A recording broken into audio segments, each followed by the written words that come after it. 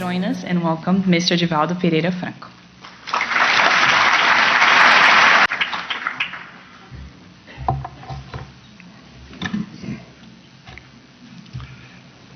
Senhoras, senhores, queridas irmãs, queridos irmãos espíritas, jovens, amigos que nos acompanham através dos veículos de comunicação, nossos votos de muita paz.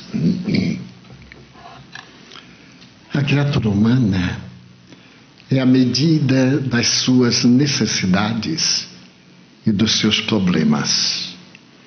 O maior enigma da criatura humana é a própria criatura humana. Para defini-la, surgiram escolas de pensamento que prosseguem multiplicando-se, sem encontrar uma resposta definitiva para o grande enigma que é o ser humano.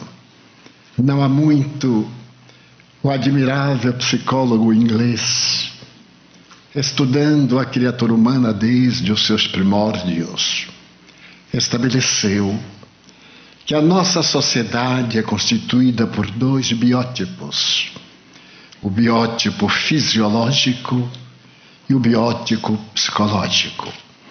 O fisiológico é aquele que ainda se encontra sob a ação dos instintos básicos: come, dorme e procria. E sente-se perfeitamente bem quando essas três funções básicas funcionam com regularidade. Constituem aproximadamente 80% do contexto da humanidade.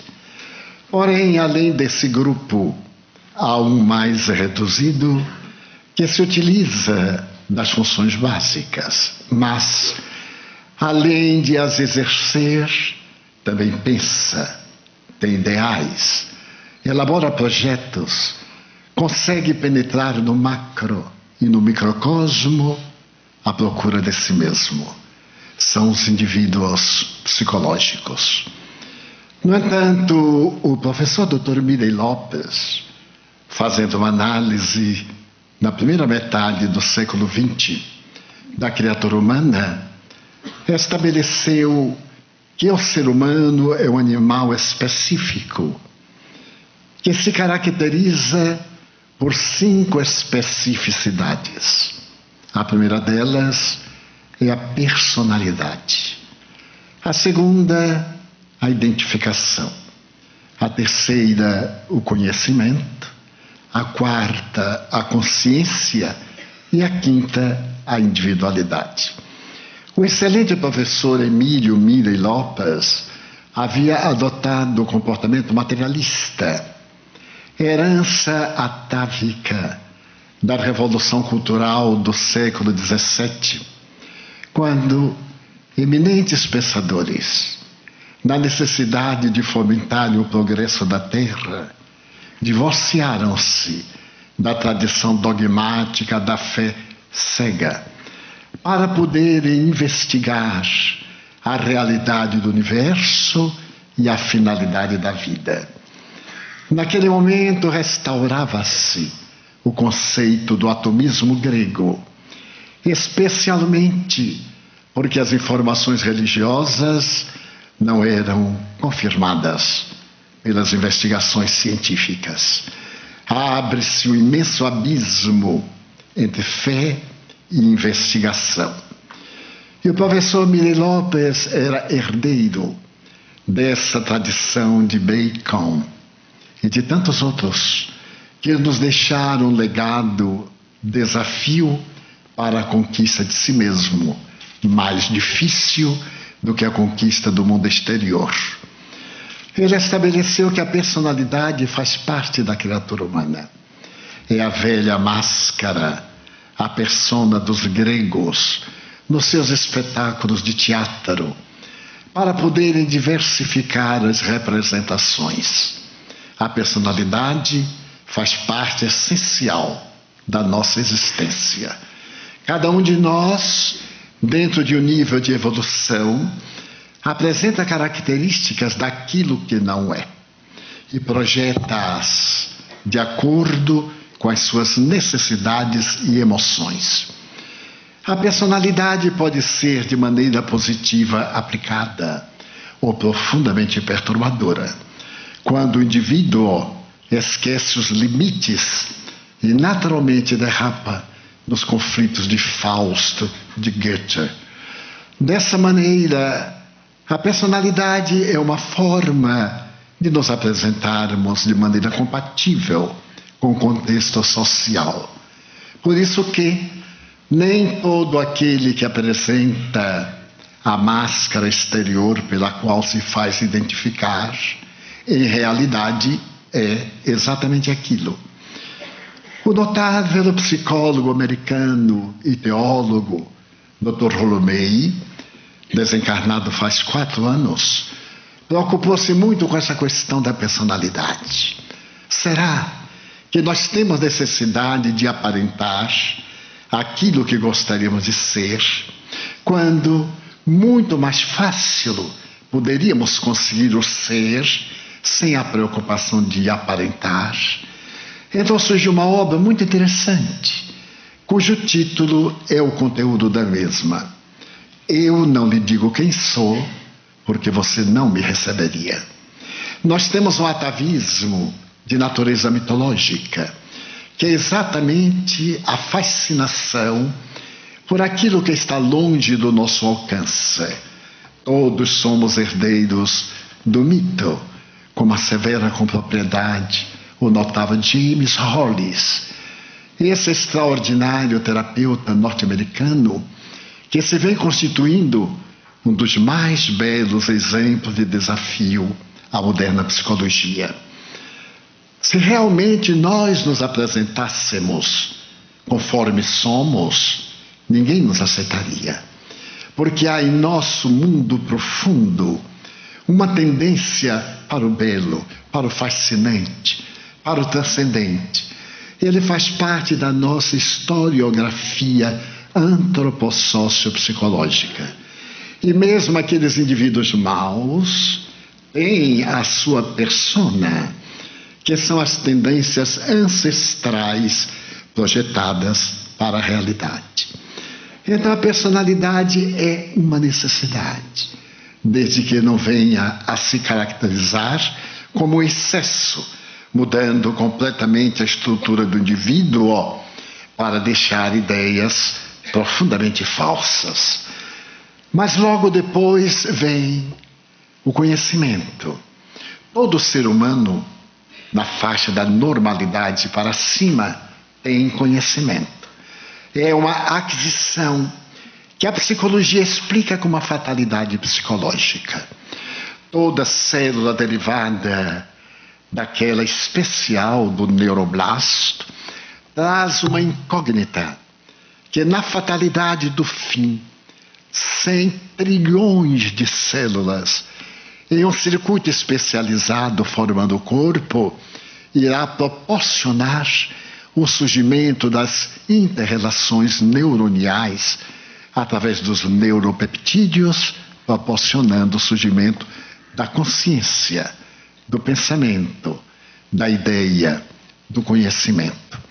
E quando por acaso nós dizemos, eu não sei nada, reconhecemos a própria ignorância. É uma forma de saber. A terceira característica da criatura humana é a identificação. Todos nós nos identificamos com algo e com alguém. Há em nós uma onda, uma vibração, resultado do instinto gregário, para nos identificarmos com aquilo e aqueles que nos são semelhantes, ou que aparentemente fazem parte do nosso currículo emocional. Então essa identificação, que nós na doutrina espírita chamamos afinidade, é defluente da necessidade do grupo social. Narra uma velha lenda que no período glacial, quando a Terra foi invadida pelos gelos que a destruiriam, todos os animais pereceram, menos os porcos espiam. Eles deram-se conta que se cada qual procurasse um refúgio, o frio o destruiria. Então tiveram a ideia de formar um grupo. E esse grupo, constituído muito bem, produzia calor de um corpo a outro, à exceção feita dos que estavam na periferia, que congelaram e se tornaram uma parede protetora aos ventos causticantes e destrutivos. E os porcos espiam, depois de salvos, acharam tão notável essa providência que se aproximaram mais e tanto que começaram a brigar, porque os espinhos de uns feriam os outros.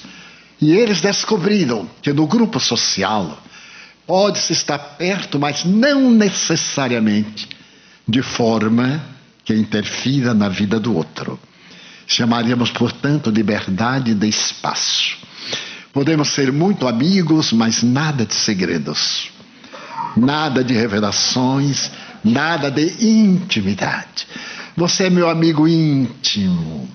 E como amigo íntimo tem outro amigo íntimo, que tem outro, à tarde todo mundo é amigo íntimo.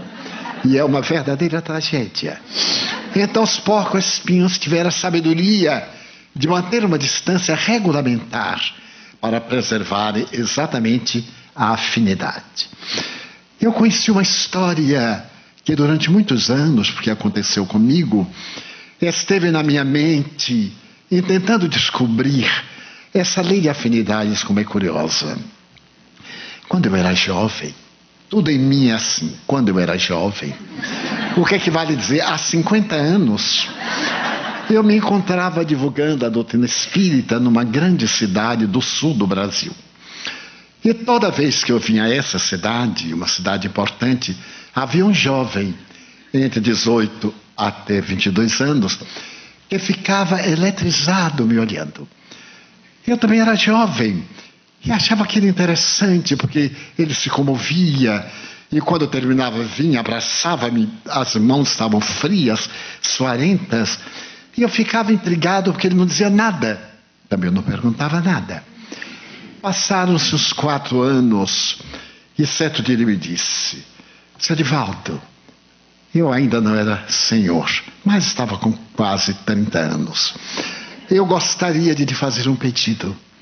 O Espiritismo arrebata-me, mas eu sou um atormentado. Naquela época os conceitos eram muito ricos de preconceitos e a hipocrisia dominava os relacionamentos.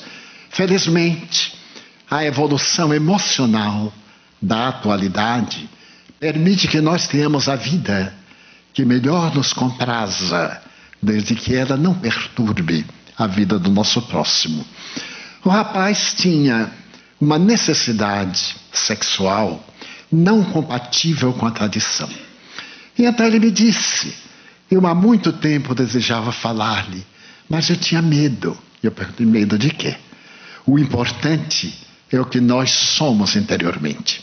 O mais são roupagens do processo evolutivo. Mas, Sr. Divaldo, minha família é muito rica, meus pais são muito liberais. E depois que eu saio da influência do Espiritismo, eu me permito muitos distúrbios. Arrependo-me, detesto-me e já pensei em suicidar-me. Mas o suicídio só complica. Eu queria fazer um pedido ao senhor. Eu acho que o senhor é uma pessoa disciplinada, é uma pessoa que tem certos padrões éticos. E eu concordei. É verdade, os espíritas temos o dever de viver conforme enunciamos os postulados para os outros. E eu me impus determinados limites, determinada observância da conduta. Para comigo sou muito exigente, realmente, embora dê a todos o direito de cada qual ser conforme lhe parecer. E o que é que você desejava de mim? Eu desejava acompanhá-lo numa excursão. Quando o senhor estiver viajando por várias cidades, eu estaria ao seu lado, porque na convivência, talvez eu mudasse um pouco os meus hábitos adquiridos no lar. O senhor se incomodaria? E ele respondia: absoluto. Pelo contrário, eu teria um grande prazer. Você me é muito simpático, sua presença me é muito agradável. E eu gostaria também, porque teria com quem conversar. Seria muito bom. Agora, somente ele faria uma solicitação, a da conduta. Enquanto estivéssemos na trilha da proposta do Cristo, que procurássemos, pelo menos, imitar a boa conduta que ele nos recomenda e de que a doutrina espírita se fez a legatária mais extraordinária. Ele disse: isso não há dúvida. Combinamos que oportunamente eu voltaria àquele estado, falaria 2 vezes na capital, iríamos ao interior durante uma semana, peregrinaríamos e conviveríamos, o que seria muito saudável. Eu percebi que ele padecia de uma suave obsessão. Havia alguém que o perturbava emocionalmente e pensei que seria uma oportunidade de, na convivência, aplicar-lhe passes, estudando o Evangelho, mudar-lhe as paisagens mentais, enfim, auxiliá-lo na libertação daquela injunção penosa que se transformava numa doença emocional. E ele ficaria livre, portanto, de alguns dos tormentos que o inquietavam. Estabelecemos contato, comunicamos-nos, e quando chegou a época, eu fui à capital, proferi a conferência. No dia seguinte, a imediata. E ao 3º dia viajamos a uma das cidades mais importantes do estado. Seria o primeiro momento de um contato maior, ele estaria conosco. Somente pedi que dormíssemos em quartos separados, porque tenho hábitos. Até tarde da noite fico psicografando, então iria perturbar-lhe o sono. Eu durmo pouco, isso talvez não seja bom para ele. O jovem tem necessidade de dormir 6 horas. E Napoleão dizia que os homens, por serem muito fortes, 5 horas bastam. As mulheres, por serem muito frágeis, bastam 6 horas. Exatamente o que nós fazemos. Então, ele concordou, porque tinha posses para tanto. E viajamos. Chegamos à cidade, os amigos nos receberam no aeroporto, levaram-nos imediatamente ao hotel. E quando eu estava preenchendo a minha ficha, ele disse: Divaldo, você preenche a minha enquanto eu vou aqui ao lado tomar um café? Eu disse: sem problema, dei-me sua carteira de identidade e você então firma. Fiquei conversando com os amigos, preenchendo. Menos de 6 minutos transcorridos, ele veio pálido. Eu percebi que algo havia acontecido. E me disse: Divaldo, suspenda, não preencha a minha ficha, eu não vou ficar. Eu disse: mas como? Não vou ficar, eu encontrei um amigo. Então eu percebi que era mentira. Mas, com certa suavidade, eu disse: não sabia que você tinha um amigo aqui, você não me disse. Não, eu também não sabia. Ficou embaraçado. Eu digo: você se propôs a estar comigo. Então você me deve uma explicação para eu entender. Não, é o seguinte, Divaldo. É um amigo que eu encontrei no bar e que me convidou para ir para a casa dele. Ele disse: mas e você irá? Estou pensando em ir. Conhece-o? Exatamente não. Eu digo: de forma nenhuma não. Foi a primeira vez que você ouviu. Como é que você vai aceitar? Você tem 22 anos. Vai aceitar o convite de um estranho? Vai deixar a companhia do seu velho amigo? Vai deixar nisso? Não, mas eu não perderei as palestras. Será por hoje, amanhã, e quando nós viajarmos, continuaremos tudo bem. Eu digo: olha, eu presinto que não vai continuar muito bem. Na minha experiência, e porque você é muito amado pelos benfeitores espirituais, algo me adverte que você não vá. Ele disse: mas... Eu digo: conte-me exatamente o que aconteceu. É que eu entrei no bar para tomar o café. E eu tenho um radar. Enquanto eu me preparava, eu olhei e já sintonizei, conectei-me com alguém que tem o mesmo conflito que eu. Olhamos-nos, ele levantou-se, começou a conversar comigo, perguntou quem eu era, de onde vinha, o que ia fazer. E disse: olha, eu sou solteiro, eu tenho um apartamento, não fique no hotel. Fiquemos juntos. Já que nós temos propósitos idênticos, seria muito bom que ficasse no meu lar. Então eu achei fantástico. Não lhe parece? Eu digo: não. A mim parece muito trágico. Não aceite, meu filho. Eu sinto que esse rapaz é um psicopata. Um psicopata sexual. Ele é um indivíduo que tem um grande ressentimento da sociedade. E então ele vai descarregar em você o conflito que ele traz. Não, não seja trágico. Eu digo, não sou prático. E estou lhe dizendo o que penso, porque nós somos imortais. E gostaria que você levasse para o túmulo a advertência de um amigo, porque nós vamos nos encontrar. Ele disse, nossa, que fatalidade. Eu digo, fatalidade é o termo. Mas muito bem. Ele pegou a carteira, despediu-se, e eu vi quando os dois saíram. À noite tivemos a conferência. E no dia seguinte os amigos foram buscar-nos para levar-nos de automóvel numa cidade próxima. E um deles, o diretor da instituição que me convidava, levou um jornal dobrado. E no momento em que eu desço para poder estar com eles e viajarmos, ele perguntou, Divaldo, você leu o jornal de hoje? Eu digo, não, estou levantando agora. E abriu. Na última página estava a fotografia do jovem assassinado. Porque o indivíduo era portador de um distúrbio muito mais grave do que o dele. Ele era uma opção. Era uma necessidade emocional. As razões não vêm ao caso, porque não é o nosso tema. Mas era um rapaz de boa formação ético-moral. O outro, no entanto, era um atormentado, que seguia os comportamentos da sociedade devassa, pervertida e hipócrita da época. E ao estar com ele, não resistiu à tentação de explorá-lo e estrangulá-lo. Então eu fiquei chocado. Felizmente, quando nós estávamos dialogando, eu digo, agora você telefona para seu pai, dizendo que mudou de ideia. Necessita? Eu digo, necessita, eu exijo, porque seu pai me confiou você.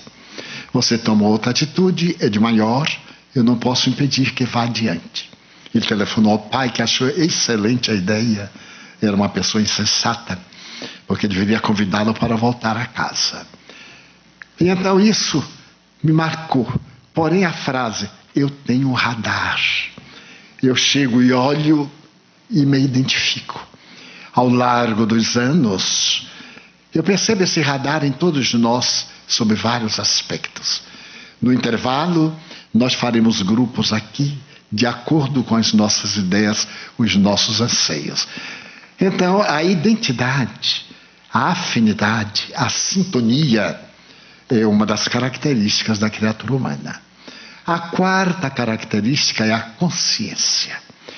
Todo ser humano tem consciência, obnubilada, quando sob aspectos patológicos, lúcida, e sob aspectos avançados até a genialidade. E a consciência na área da psicologia é um dos maiores desafios para poder entender-se. Coube essa tarefa a Carl Gustav Jung, quando apresentou um pequeno livro na década de 1950-60, intitulado Resposta a Jó. Esse livro é curioso, porque Jung conta que ele estava sentado e algo segurou pelo cogote, como espírito, palavras textuais no alemão. E então esse Geist carregou e ele escreveu sem parar 3 dias e 3 noites o livro que se chama Resposta a Jó. Qualquer um de nós entenderia que é um livro psicografado, porque foi além das suas emoções. Ele conheceu o Espiritismo desde o ano de 1900, quando realizou uma série de experiências com uma prima, uma jovem menina de 15 anos, Helena Praiwerk. E então ele teve experiências fantásticas, mas optou por manter a sua investigação científica fora do conceito religioso, porque ele descendia de várias gerações de pastores e detestava aquele comportamento. Mas nesse livro Jung diz que a consciência é algo de especial na criatura humana. É ela que administra a máquina e assevera que o momento de nossa consciência é aquele quando o ego toma conhecimento dos nossos conteúdos psíquicos. É aquele momento quando nós despertamos para a realidade. Isto é, em palavras mais singelas, quando o ego toma conhecimento do que pode fazer, quando deve fazer. ou daquilo que deve fazer quando pode fazer. Porque nós podemos tudo, mas não devemos. Devemos fazer algumas coisas, mas não podemos. Então isso nos dá o discernimento consciente. Mas quando ele apresenta isso, a tradição de Mire Lopes fala que essa consciência está diversificada nas criaturas humanas. 2 gêmeos univitelinos são portadores de consciência bem diferentes. Um pode ser um criminoso e o outro pode ser um grande artista, um sábio, um sacerdote, um apóstolo. Por quê? Permanece o enigma, fatalidade biológica. Diria então a proposta psicológica. Mas por que essa fatalidade biológica em mim e não no meu irmão gêmeo?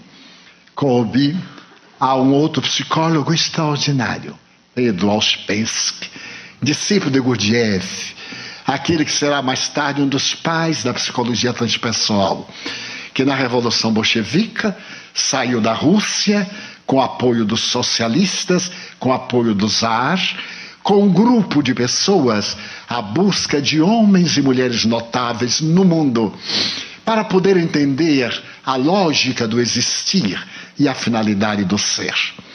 Pedro Ouspensky estabeleceu que nós transitamos em 4 níveis de consciência. O primeiro nível de consciência é a consciência de sono. O segundo, a desperta. A terceira, a consciência de si mesmo. E a quarta é a consciência cósmica. Mas ele se pergunta como podem haver 4 níveis de consciência se a origem comum, se o óvulo é o mesmo, se o gameta masculino fecundante é o mesmo numa família, e cada biótipo humano tem a sua característica interior que nada tem a ver com a hereditariedade, nem com os fatores ambientais. Muitas vezes 2 gêmeos univitelinos criados no mesmo teto, sob o mesmo teto, com os mesmos recursos, derivam totalmente nas suas aptidões, tendências, no caráter e nas suas ambições. Mas então Pedro Ouspensky, que era reencarnacionista, assevera que somente a reencarnação pode explicar, porque os indivíduos recém-criados, aqueles que passaram para o período de humanidade e que vieram do Pithecanthropus erectus, das necessidades básicas e não tinham as emoções, que irão surgindo lentamente. Primeiro o medo, depois a ira, depois o amor e todo o arquipélago emocional. Então esse indivíduo tem a consciência adormecida. Ele é o ego, é a persona que constrói. A sua vida está adstrita à necessidade imperiosa de valer-se a si mesmo. É o indivíduo que se caracteriza sempre pela primeira pessoa. Porque eu fiz, porque eu tenho, porque o meu filho, a minha mulher. Então, às vezes, eu sorrio com os amigos e digo assim, mas nada é de ninguém.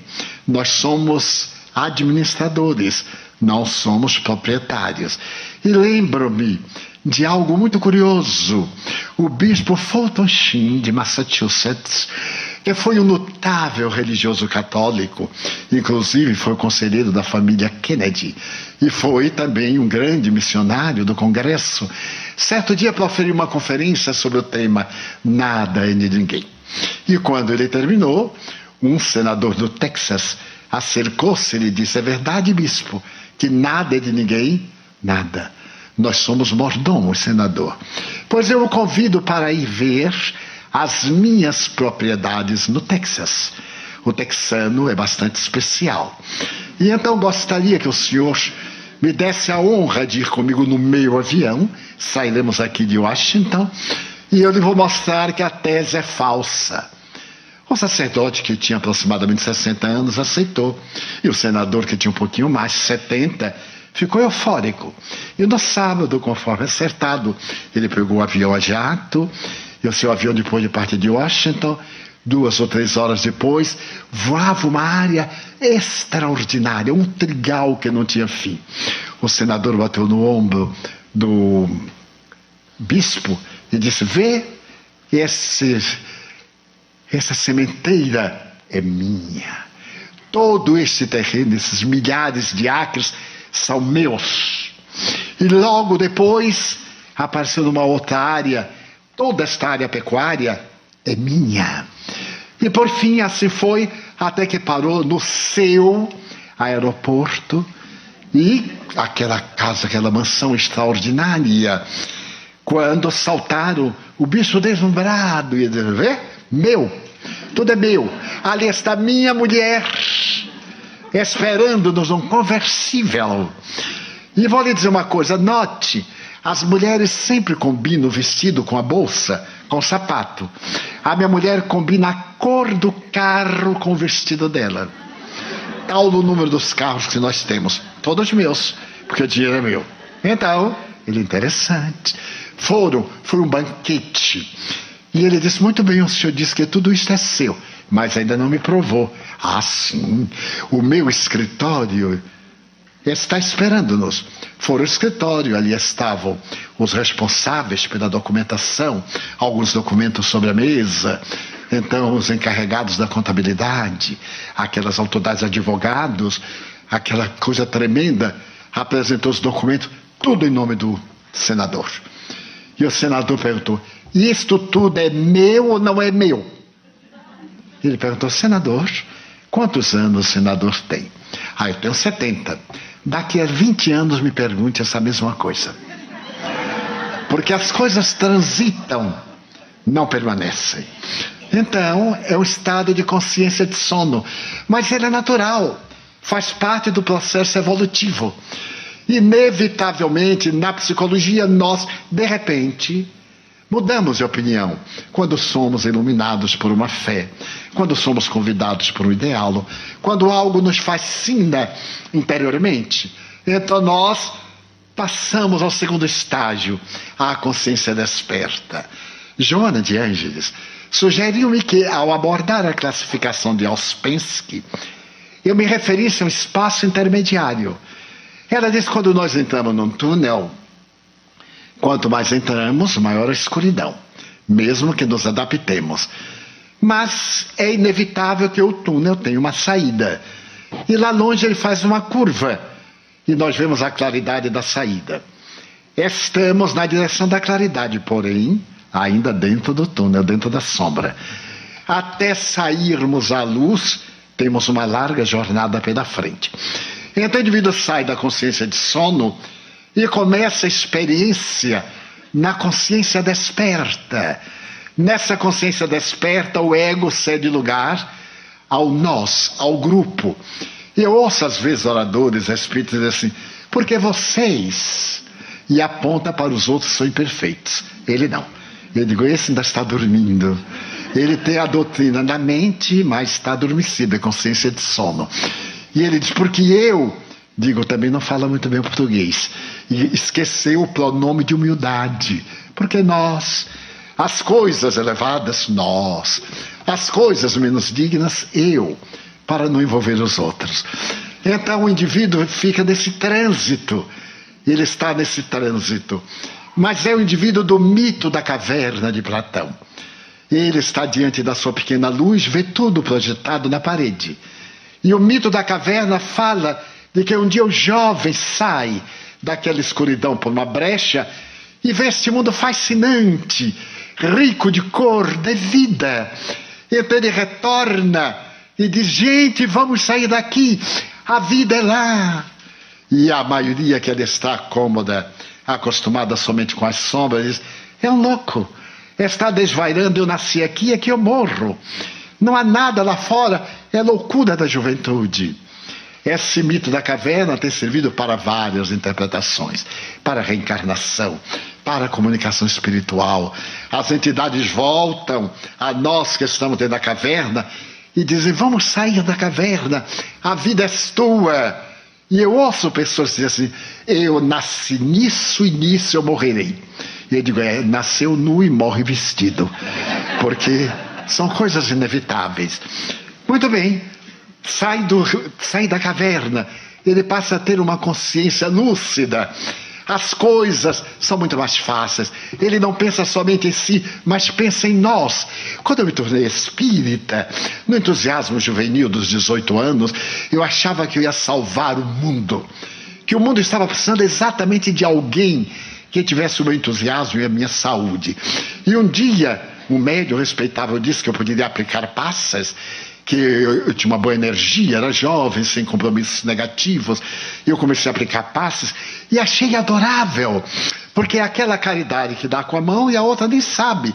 Porém, essa era maior. Eu me dava a mim mesmo, porque transmitir o passe é dar a sua energia, o seu fluido, o seu bioplasma. E eu gostava tanto que já vivia com as mãos em posição. Quando encontrava alguém, disse: Divaldo, eu estou com... Tome-lhe um passe. Nem queria saber com o quê. Eu tinha que tirar aquela teia de aranha. E tinha um casal muito doente. E mais doente do que eu pensava. E diariamente eu aplicava passe nos dois. Era um casal muito harmônico. Andava de mão dada no tempo que se andava de mão dada. Agora se anda de mão separada, para não pegar o contágio um do outro. Então, certo dia eu estava muito resfriado e o casalzinho veio tão terno. Ai, Divaldo, nosso passezinho. Eu disse: mas hoje eu não posso, estou febril. E olhei e disse: mas vocês não precisam, a aura está muito boa. Graças a Deus não necessitam. E os dois me disseram, uma só voz: realmente nós não necessitamos. Eu digo: e também o passe de ontem, eu acho que nem necessitava. Não necessitava. E de anteontem também não. Eu disse: e por que me pedem o passe? Nós juntamos a energia para quando precisarmos, já temos. Eu era um tipo de bateria de recarga. Então eu os recargava e me descarregava. A partir daí eu me tornei mais comedido. Um pouco mais comedido. Porque aprendi uma das lindas lições a respeito de como se comunicam os espíritos. Nunca levar ao pé da letra o que eles dizem. Principalmente os mentores. Quando eles dizem tal coisa, quer dizer, vai ver que é exatamente o contrário. Só que aquilo está bordado. Eu fui visitar um senhor que tinha um câncer ganglionar. E eu nunca tinha visto. Quando eu vi ser me despido com câncer ganglionar, todos os gânglios à amostra, eu fiquei tão impressionado, que apliquei o passe com a alma e orando, e disse: meu Deus, eu sou jovem, eu tenho 25 anos, eu dou metade da minha vida para este homem, tire as minhas energias, ele é um pai, os filhos estão chorando, eu não tenho nada, uma vida sem sentido. Fiz aquelas preces de quem vai desencarnar. E quando eu estava no auge, aparece o meu venerando espírito, doutor Adolfo Bezerra de Menezes. Não tive do doutor Bezerra, olha o caso, eu estou dando as minhas energias. Ele me olhou com uma ternura infinita e eu fiz a pergunta que nunca se deve fazer, mas eu fiz: ele vai ficar bom, doutor Bezerra? E doutor Bezerra sorriu e disse assim: vai, meu filho, tranquilize-se, ele vai ficar bom.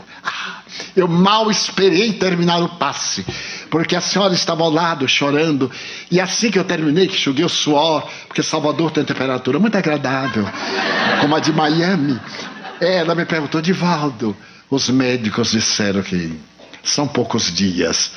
E eu logo dei a resposta do ignorante: e o que é que os médicos sabem? Doutor Bezerra disse que ele vai ficar bom. Ele vai ficar bom? Sim, senhora. E amanhã às 10 eu estou aqui para dar prosseguimento. No dia seguinte vou todo preparado, 10 da manhã, e quando chego à porta vi uma coroa à porta. Era no tempo que não haviam lugares para velórios. Eu tomei um choque, digo: meu Deus, será que ela morreu? Porque ele não poderia morrer.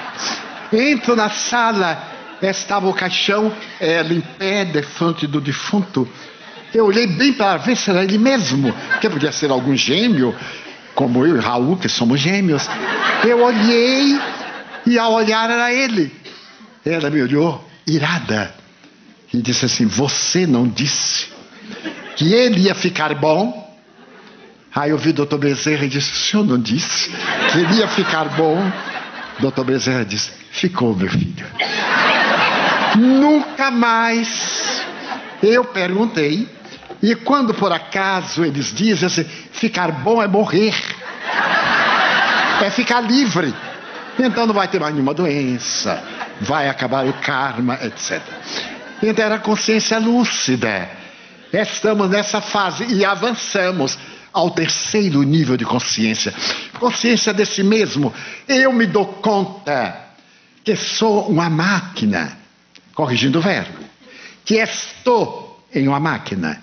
Essa máquina tem 7 funções e psicologicamente é regida pela consciência, que espiriticamente é o ser que somos, no corpo em que nos encontramos. E teremos que administrar essa máquina para preservar a saúde. O que será a saúde? O estado de bem-estar. A Organização Mundial de Saúde estabelece que saúde não é falta de doença. Eu poderei agora estar com um câncer, só que ele ainda não atingiu a sensibilidade nervosa, então eu não sei. O indivíduo pode estar com uma grave enfermidade, então não está sem doença, porém no estado saudável. E o importante é esse estado saudável, porque nosso corpo, em cada segundo, nós perdemos 30 milhões de hemácias. E nascem da medula óssea 30 milhões de hemácias. Em cada 15 minutos morre uma 7ª parte do nosso corpo. Em cada 7 anos nosso corpo é inteiramente novo, exceção de algumas ilhas neuronais. É uma área dividida na neurociência. Para uns, os neurônios não se repetem, para outros, algumas áreas modificam-se, algumas ilhas. Então, quem viveu 70 anos já teve 10 corpos. Quem viveu 87, como um amigo que eu tenho, já viveu, eu nem sei contar, mas já viveu bastante. E a gente nem nota, quer dizer, nota mais ou menos o cansaço. Como todos dizem, por dentro estou ótimo. O corpo, eu digo, é o corpo que está desencarnando. É assim mesmo. Mas a gente pode prolongar isso através do dentro para fora, do bem-estar, da saúde emocional, da certeza que nós podemos controlar a vida pela consciência, controlar a máquina, porque a máquina submete-se, mensano in corpore sano, diz Allan Kardec, não é a carne que é fraca, é o ser, é o espírito, são as suas tendências, as suas más inclinações, que Jung chamaria a sombra. Então, nós estamos nesta contínua transformação. Portanto, estamos a fenômeno de decomposição, sem nos darmos conta. A saúde integral é o estado de bem-estar, de harmonia, que o Espiritismo explica ser resultado desse processo da evolução da consciência, portanto, das reencarnações. Cada um de nós é o construtor da perfeita felicidade. Cada um de nós é o edificador da sua ruína. Nós somos os edificadores da nossa vida. Então aí eu terei que controlar essas emoções, ou melhor, as funções da máquina. A primeira delas é a função intelectual.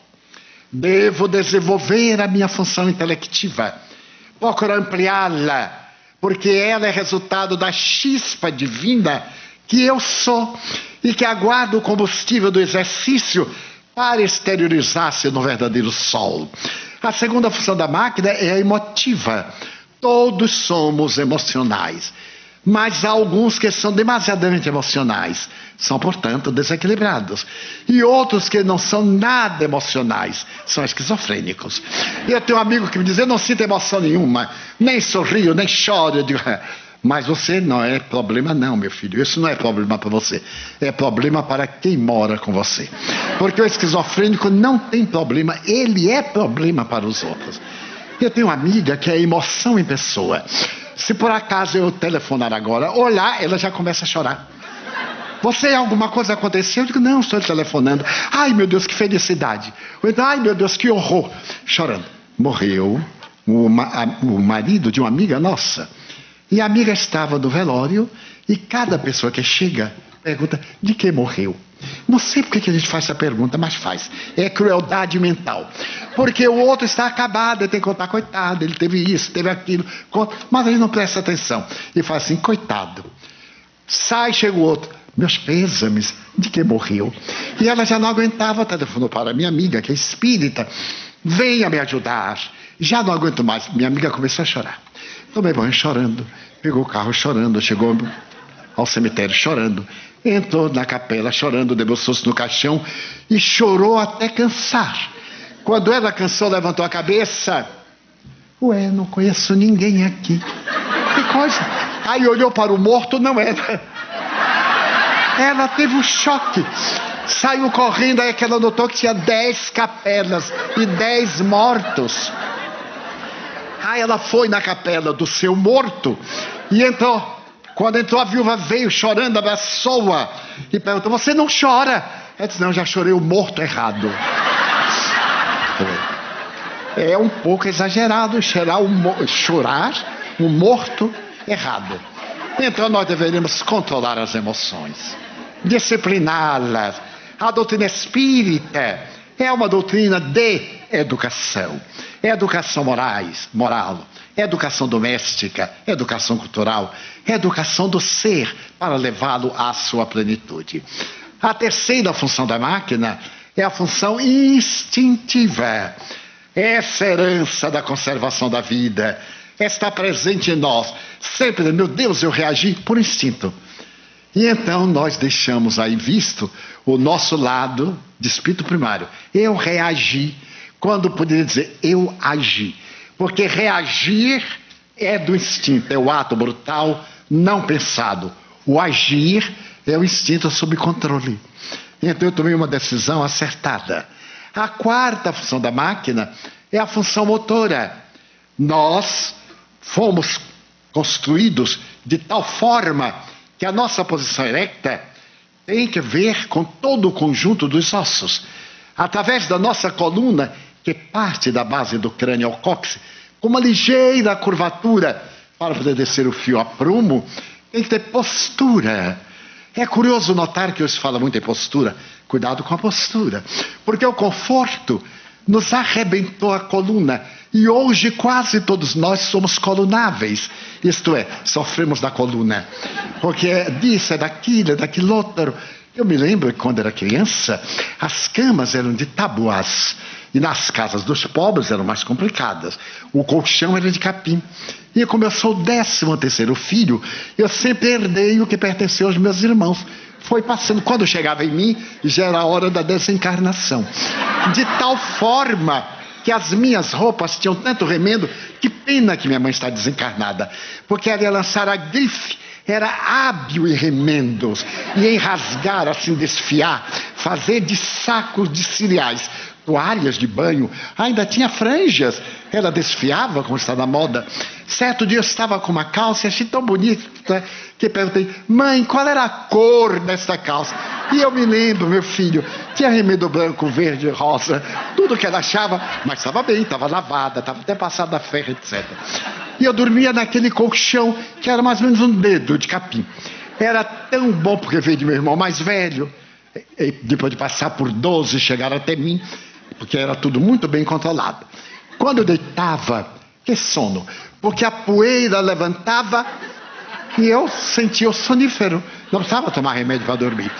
Depois surgiram os malditos colchões de mola, e esses foram elegantérrimos, mas quebravam a mola, a gente ajustava, quebrava outra mola, a gente ajustava. Por fim, viram que não dava certo e criaram os colchões de espuma.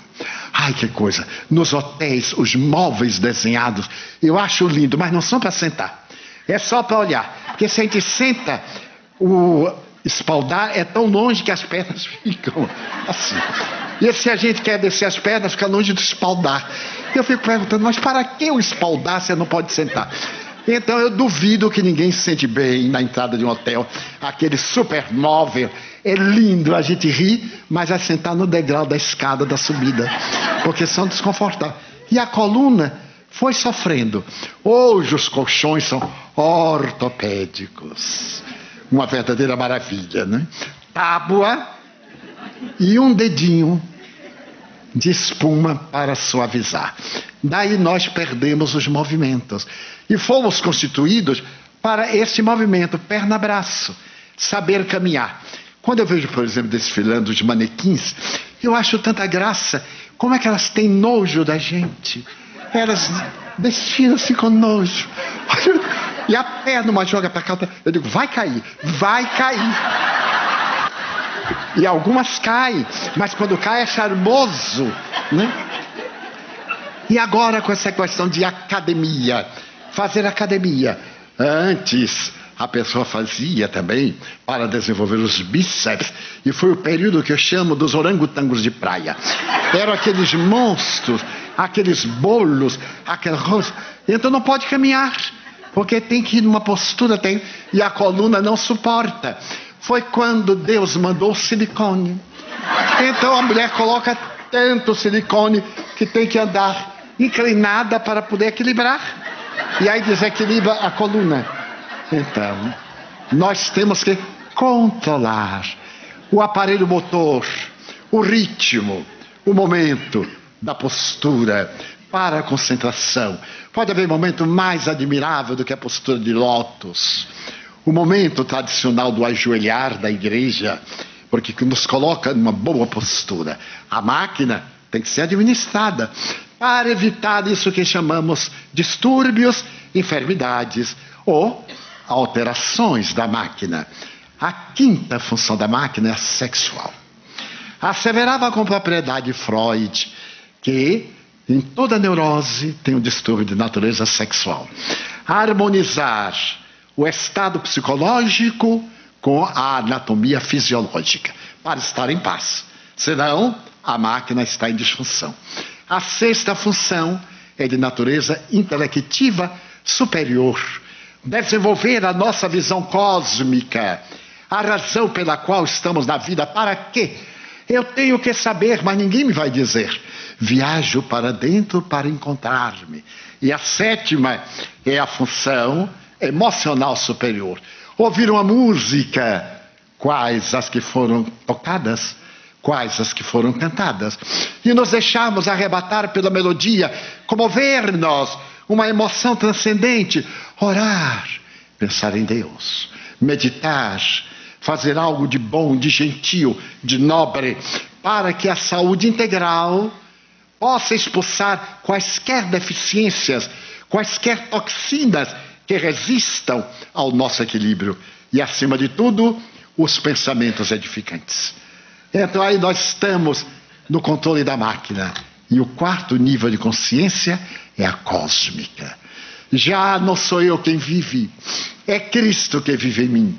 Madre Teresa de Calcutá dizia, eu sou um lápis na mão de Deus que escreve por mim aquilo que lhe apraz. Chico Xavier, eu sou um amanuense dos espíritos, um secretário, eles fazem o que querem. Pasteur, eu sou um caçador de bichinhos voadores. Então nossa vida tem um sentido. Nós temos que alcançar esse quarto nível de consciência para que a nossa seja uma saúde integral. E os incidentes, acidentes, as enfermidades que fazem parte do nosso processo estejam sob o controle da consciência. A quinta característica é a individualidade. Eu não sou Divaldo, eu estou na persona Divaldo.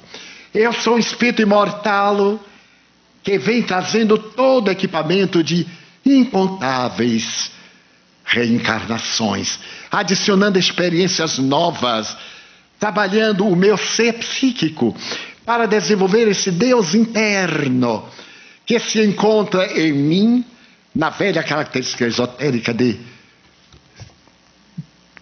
lâmpada divina.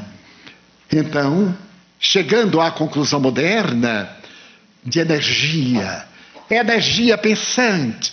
Quando me recordo do bóson, recém-constatado pelos pesquisadores no ano passado, e é sonhado pelo notável físico inglês Origus, esse bóson que os cientistas chamam que é a assinatura de Deus na sua obra.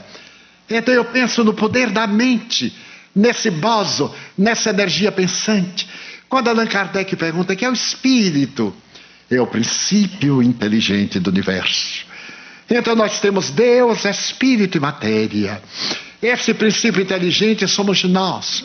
Ele avança na direção do infinito até atingir a sua plenitude. E as doenças são o resultado do uso perturbador, instintivo, antropológico, negativo das nossas ações. Diz a Organização Mundial de Saúde: não há doenças incuráveis, há doentes incuráveis. E a doutrina espírita assevera: não há doenças, há doentes. Porque quando nós temos predisposição, que é o resultado das nossas ações pregressas, se, por exemplo, eu odeio alguém, intoxico os centros profundos do meu perispírito e deixo ali resíduos que, na próxima reencarnação, vão me trazer transtornos neurológicos. Se eu cultivo ideias perturbadoras e se pratico ações negativas e perversas, eu escrevo a minha saúde ou a minha enfermidade do porvir. Eu, por exemplo, sou um ex-suicida. E graças a esse suicídio por afogamento, desde criança experimentei vários distúrbios de natureza respiratória. Desde uma asma, que foi uma bênção, até uma bronquite que já desafiou 34 médicos nesse período. E eles me dizem: mas Divaldo, que coisa, você tem uma bronquite crônica? Eu digo: não, imortal, porque ela vem de outra reencarnação, não é crônica, portanto ela transfere de uma fase para a outra. Então nós somos autores da nossa saúde, poderemos ser pessoas saudáveis. Não obstante, tenhamos alguma limitação, algum problema. O nosso Raul acaba de orar conosco, com um limite transitório, com um pequeno problema que ele superou. Então o seu estado saudável é muito maior do que o estado de saúde de muita gente, que pode falar com tranquilidade, mas que tem um turbilhão dentro de si mesmo e felicitando. Daí a proposta do Espiritismo é a nossa busca da plenitude. Como fazê-lo? Estabelecendo uma meta. Viktor Frankl, o notável psiquiatra austríaco, estabeleceu que todos nós deveremos ter um sentido em nossa vida, seja qual for o sentido. Se é o sentido X ou Y, é válido um, ou o outro é válido. Nós alcançaremos, mas não seria ideal termos um sentido imortal, que nós transferiremos para uma outra etapa. Já que eu sei que eu vou morrer, eu trabalho com afinco para atingir esse momento culminante. Trabalho, preparo-me porque sei que vou atingir essa meta. Porque eu morrer é transferir-me para um outro estágio da vida. Continuarei a viver. Então eu estou preparando por vir, como diz a doutora Elizabeth Lucas, fazer depósitos no banco da misericórdia divina. Porque um dia nós vamos emitir um cheque, e esse cheque deve ter fundos. Então o que fazer quando a enfermidade se nos acercar? Diz o notável Dr. Bernie Siegel: tomar a atitude de 4 posturas: fé em Deus, e ele é materialista, fé em Deus, fé no seu médico, fé no tratamento e fé em si mesmo. Trata-se de uma cleurgia, ter essa certeza de que nós podemos manipular o corpo, a emoção, e através do nosso psiquismo, o ser imortal, encontrar o sentido da vida, que é a plenitude. Essa busca nós estamos fazendo-a.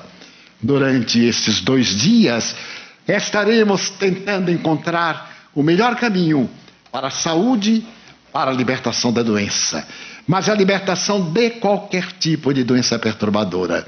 Então tenhamos a coragem de, primeiro, auto-amar-nos, descobrirmos que nosso corpo é um instrumento da nossa evolução, não termos revolta por certos incidentes naturais do processo evolutivo, contarmos com a providência divina. A doutora Lucas disse que nós devemos reservar alguns minutos diariamente para dialogar com a consciência e pensar diariamente na providência divina. Com esses desejos de que pensemos na providência divina, de que dialoguemos com a nossa consciência, digamos ao Senhor: tu que me convidaste para o banquete da Boa Nova, tu que me chamaste ao declinar do dia Eis-me na tua seara, Jesus, bebendo na fonte inexaurível da tua palavra, o licor abençoado da esperança e da paz. Ajuda-me a superar-me, ajuda-me a instalar-te no imo do meu coração, para que todos te vejam refletido em mim, falando na minha boca, agindo nas minhas mãos e movimentando-te nos meus pés, porque somente assim eu terei encontrado o objetivo essencial da minha vida. Muito obrigado.